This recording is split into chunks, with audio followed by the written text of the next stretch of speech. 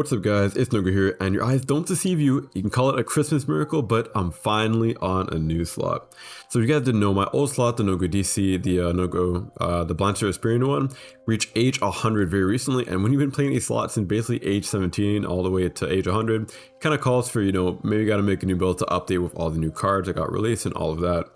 So yeah, that's basically what I did with this build. So I really did enjoy the playstyle of the old build. I tried other builds and it just never really played quite the same like this build. So this build is basically kind of like a remake of the original Nogo DC build, but just to be a bit better. Stat-wise, maybe not a bit, but like a lot better, where it's not so based around support. So yeah, the concept of this build was to be a better version of my main slot dedicated to 1v1s. Since if you didn't know, my old main slot was Nogo DC, was dedicated to being a support gank build. It had like 5 out mastery cards, 3 potion cards, just gank mantras and stuff like that. And maining a support gank based build to try and get top 10 chime or maintain top 50 like I do right now, it can be a bit frustrating with the lack of HP, I will not lie. And you may be thinking, if it's a 1 build, then why not Vesperian? Well, truthfully, I just did not have Vesperian. And Capra is my favorite race, and I had a Capra, so I was like, you know what? Want to make a Capra, and let's make it for the rise of Nogo Murad. So first, we're going to go ahead and go over all the gear we have. So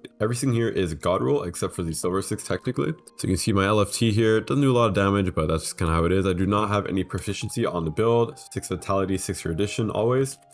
So I have a 3-star damage LFT. I use a silver 6. It does not start, but if I were to get a star, I'd probably go for weight or pen, but I mean, it already does like nothing, so it doesn't really matter too much.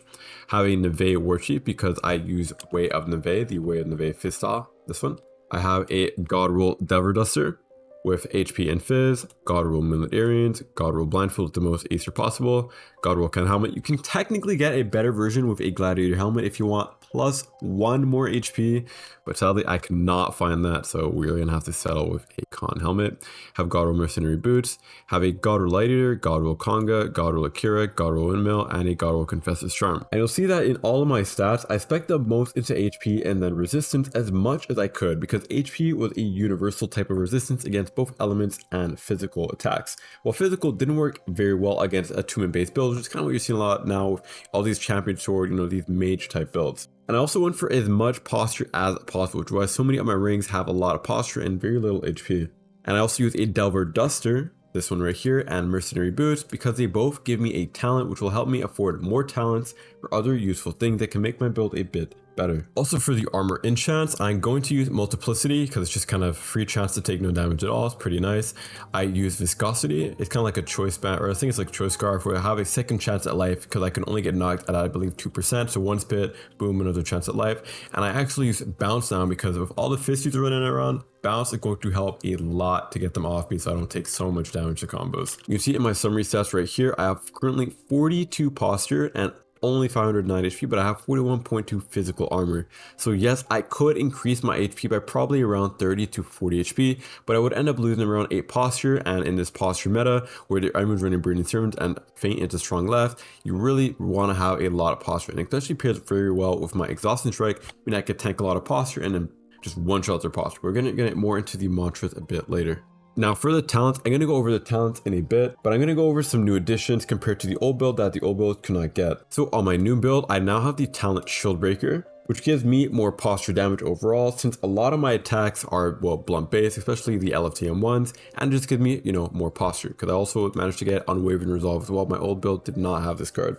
I also managed to get the card Maneuver Overload, which makes it so I can have up to 4 copies of an ingredient instead of 3 on my mantra. So you'll see if I just hover over Giz real quick, you see 4 Aeons and 4 Eternals. It does take a lot more Ether, but I get a lot more benefit, which I'll explain later, for things like also Tranquil Circle and Dismantle, which is Windblade. And lastly, I have the new talent right here, Not a Scratch, which is a psychological talent, meaning it doesn't actually give a direct bonus, but it could actually change the fight drastically, and it could change how the opponent plays. Because if you didn't know, I kind of didn't really explain this in the video yet, but how we play and what makes a bad player compared to a good one of the key differences is the mindset they have when going into a fight. And having Not a Scratch, and me never looking like I'm actually low, and them having to actually guess in their head and not be able to look at my head maybe bobbing, can actually change how they play based on that fact. So it is considered a psychological talent, but maybe I'm just tweaking, I don't know. But how it's meant to work in my head is that if they never know I'm low, or they can't really know if I'm low, they're going to play more aggressive later on when storm or sudden death happens, or if they're just out of a time limit, or just, you know, whatever type of factor it is. It's going to make them play a bit worse, which will hopefully work in my favor. There's a lot more like science behind it, but you know, I'm just tweaking. I am just tweaking. Yeah, I have a lot of talents that I'm testing too, like water off a duck's back, which is this talent right over here. So these talents could be swapped off for 5 HP or plus 1 posture, because I could still get gourmand, but I'm just seeing, you know, if I like them or not, and if I'm going to swap them off for, you know, something more consistent like 5 HP, which, you know, I'm always going to have the extra 5 HP from that card. So yeah, I'm going to just go over the talents here, and a lot of these talents are preference, so I only have them because I like the talent itself and what it does for me. But yeah, you'll see I don't have things like triathlete as well, because this is not a gank build. But honestly, if you want to make it a gank build, you just swap off 1 5 HP card or something like that. Like, look, I still have call out. Probably should roll off call out, but I don't know. I kind of like call out for one, just to hide behind a wall or something like that. But yeah, probably gonna have to roll off call out. But a lot of these talents are really just preference. So yeah, you're all the talents. There you go. Currently I have 93 talents, which is the most I can currently get. Granted, I don't division any of my attunement like mantras here. And now lastly is for the mantras. So all of the mantras are necessary for the Nogo LFT build, except the 4th slot here. This slot can be swapped with any mantra you personally enjoy using, as I kind of swapped this type of mantra out repeatedly. Like I had rapid punches early, I didn't really stream it, but I had rapid punches at a time, had Thusher Bro here, had whirling blade, I had pumpkin pitch, I had all these types of mantras. I had enforcer pull too, and just, you know, just a bunch of different type of mantras. So yeah, the 4th slot here can really be swapped out for anything you really want. Could be revenge or strong left. You want to make this LFT build. This one cannot be swapped out, which is Windblade, because I just enjoy Windblade a lot, and it's just kind of part of that, like my key build. And the common for this is if you land the Windblade, you side gun, then you run an attack, and that all connects, and you can kind of land if you hit it right, and then you could land your crit. It's kind of sort of a string of commons. You kind of see me doing in my streams sometimes. It is really fun to land. It's really satisfying, and yeah, it's really fun to use. You could swap it out, but honestly, I think you guys should try it. It is honestly a lot of fun. And you know, the 4th slot here is actually Metal Rampart, and it is named Shrine, and this is named Dismantle, which is Windblade, because as you guys can see, I am quite a fan of Jujutsu Kaisen.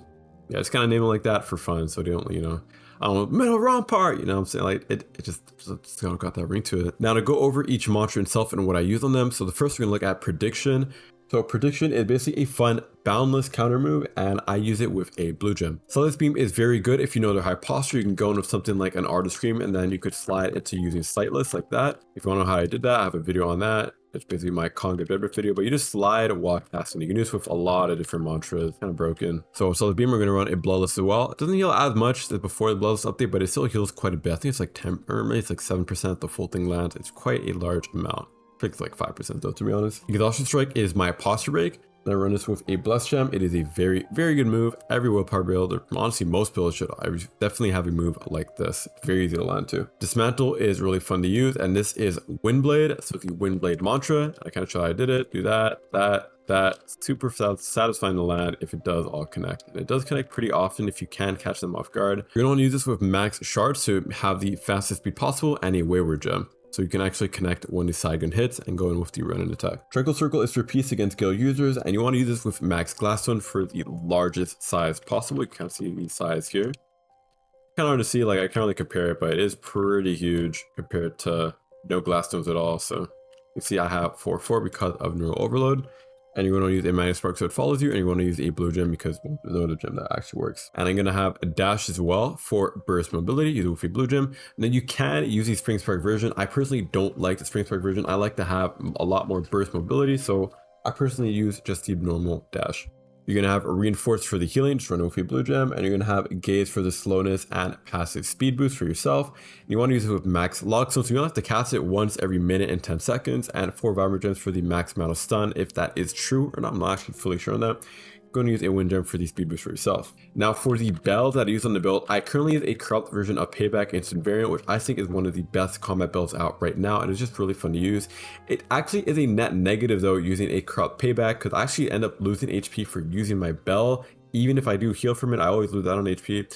So I don't know, I might swap it out, probably won't, because it took me a lot of time to get, well, not that much time, I get like it's international like 30 dudes, but I don't know, it's kind of preference for the bell. Yeah, it's kind of got this. If I could get Drown Calmly again, Probably would, but hey, I'm not trying to do 100 layer 2s again, so that's too bad.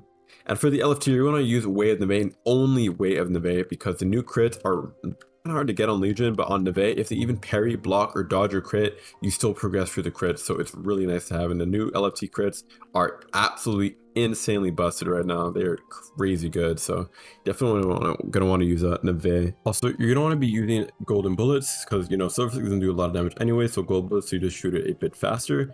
And you are gonna want to have iron bombs as well for pocket bombs. The talent right here would basically look kind of like a pseudo vent, because if you get hit, you know, just kind of have to back off because of the bombs. So yeah, just two really useful things you are gonna have to sadly make as a resource, but it's not too bad, to be honest. And on screen are the key differences from my new slot to my main slot. So on this new slot, I have no Please Keep Faith, I don't have Animal King, and I have no Drowned Kamui.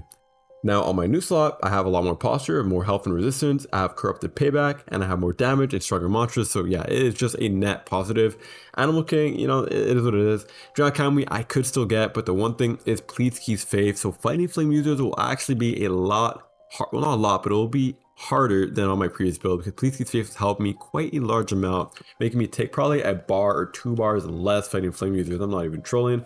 So not having that is gonna hurt a bit, but it is what it is. So, and yeah, I got all these chained because I dropped Tap Dancer, Vow of Mastery, and the potion cards. Just allow me to get cards like Neural Overload, etc., and it makes my mantras, you know, just a lot better, like Windblade, Tranquil, and Gaze. Here are the stats for the build on screen if you'd like to make the build. And this is the drip. So I'm a Hollow Tide Capra with a Dark Owl Cape. I have a red dyed 10-gallon bandana, and I have a red dyed dark gumshoe coat, and I have the Furyman's coat. And that's it. I'll be using this build mainly now over Nogo DC, and if you have any questions, let me know in the comments below. Please like and subscribe if you enjoyed the video.